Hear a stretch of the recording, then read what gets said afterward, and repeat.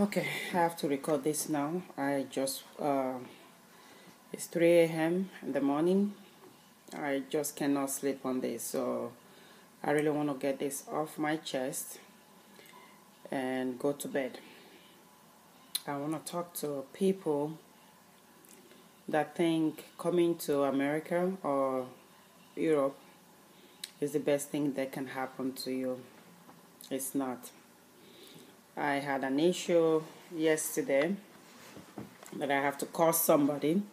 I had met with our sister in Nigeria, and they think she's in America, she's not calling home, and all sort of accusations. So I took her number and promised to call her when I get back. I came back from Nigeria 2 weeks ago, called her up. I've been calling ever since. She just called me back like a few days ago, and this story is very, very sad. Very, very sad.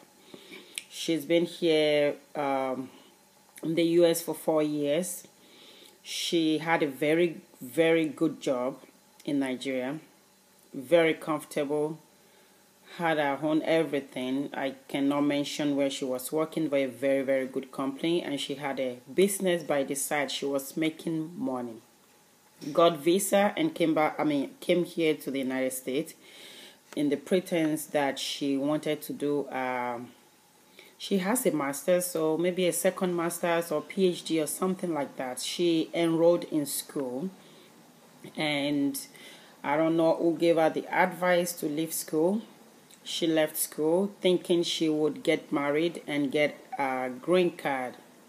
She did get with a guy, and I cannot say right now if it's fortunately or unfortunately she was pregnant. The guy told her to abort the baby. She refused to abort the baby. So she had a baby 4 years ago, and that was when she saw the true color.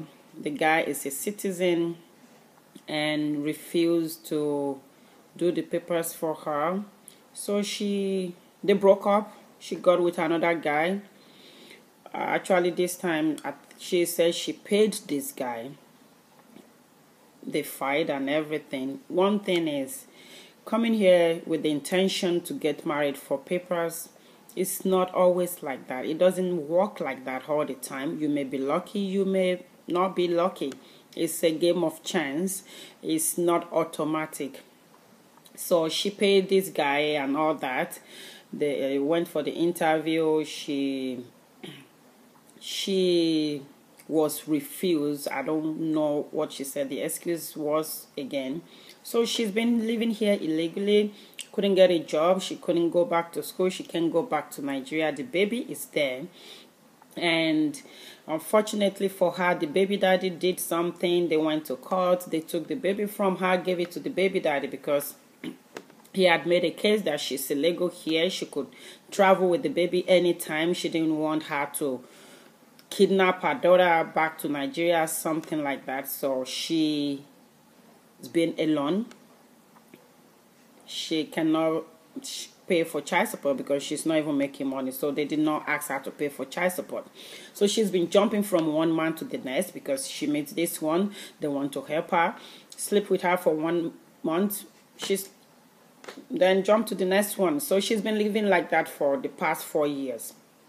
And I think she got tired. If you have to call it that prostitution, she became a prostitute to survive. And when I called her, she's practically homeless. No friends want to, because I think the last friend that brought her in, she was sleeping with the husband.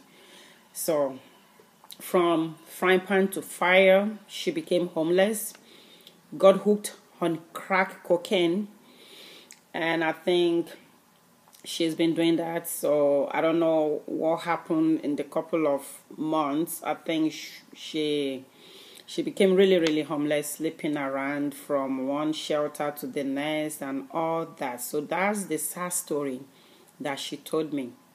I'm trying to see if I could get her into a rehabilitation center or something like that.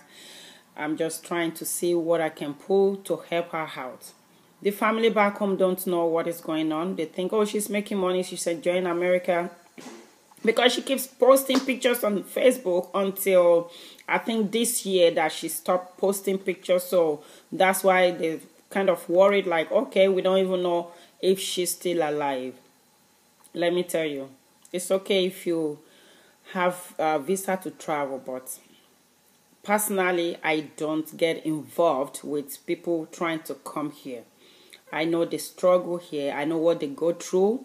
It's very, very pathetic to a lot of people. They will not tell you. And some of them are struggling to make money to even send to you that you're in Nigeria. And you think, oh, it's not enough. She doesn't have enough. It doesn't have enough. You have more than them sometimes.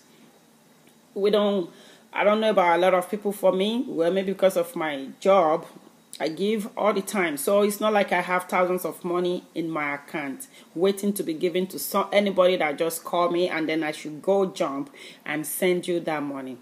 When you live in Nigeria, don't come with this big expectations or big plans or pre-planned, because somebody came home, you see them spending money and you think that's the way they spend money here. People work so hard. So if you're going to come here, have it in your mind, have this mindset like, God, I'm going. However it works out, you take it like that. A lot of people, I don't know why you will spend so much money, leave everything that you're supposed to be enjoying. I just came back from Nigeria. I know it's not easy, but let me tell you, it's better for some of you back home than some of us that are here. That's the truth. A lot of people will not tell you, especially if you have no legal papers to work. This is the Trump era. Things are really, really hard. This is not the same America that I came into like 20 years ago. It is not the same. If you don't have your papers, please think twice. Whoever is bringing you, whoever took money from you, let me tell you, think twice before you give your money, before you sell your properties, before you sell your father's properties or your family's properties, thinking, oh, you will come here and make money and give it back. It may never happen. Get that into your head. It may never happen. That's a system in this country. A lot of people that say, oh, somebody built 10 houses within 6 months. Is he stealing? Because for somebody to come here and work the way everybody works, you cannot go back home and build 2 houses in 6 months. And now, they used to steal. All these 419 guys, all these credit card fraudsters, technology is closing in on them. They don't even have the opportunity to do all that stealing and all that. A lot of them are in prison. You think, oh, it's enjoying somewhere. No, it's rotting in jail, in prison for what he did 5 years ago, 10 years ago. Some of them are still in prison. When you're coming here, please think twice. If you have something going good for you back home, stay. Pray. God will bless it. I don't know why you will spend 2 million naira, 1 million naira to come and be a slave here. Because either you're in Libya or in America or Europe, if you have to beg people to eat, if you have to sleep from one basement to the next, then you're a slave to the system. That's a system here. People are not picking money on the floor. Get that right, please. Get that right. All this fantasy about America, yes, we all have the American dreams. It doesn't work for everyone, especially if you're not legal.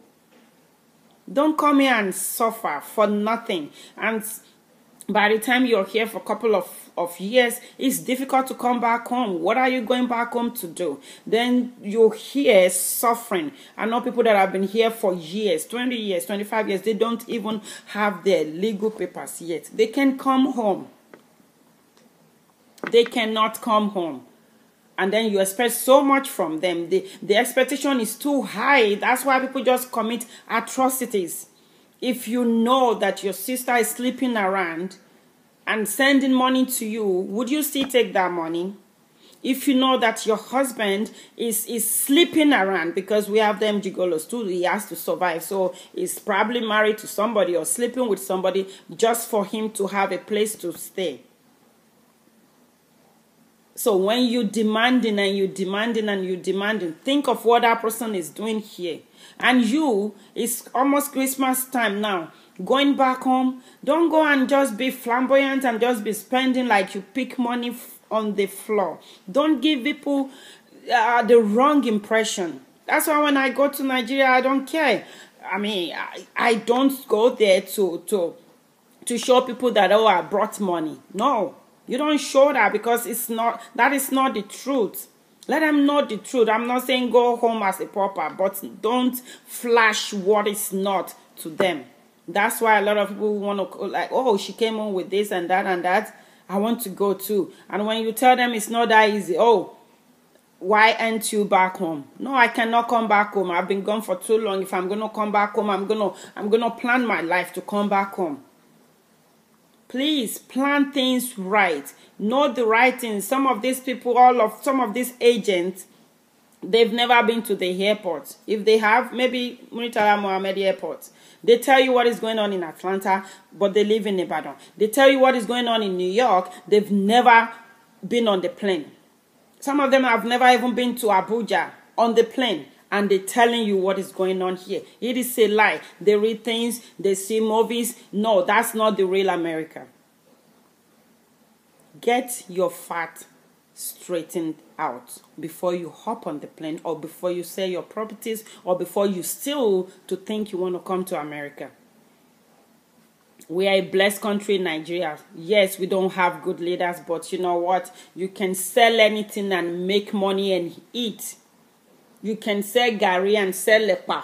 You can sell a jagbigbe and sell ewedu. You can sell something. Somebody is waiting to buy something from you. You will survive no matter what. It's better than some of this of what is going on, of some of what people are going through here. Think straight before you hop on the plane. Think straight. You want to hustle? Think about where you're going to do the hustling. Please, I'm just appealing to everybody. This lady's story is so sad. Really, really sad.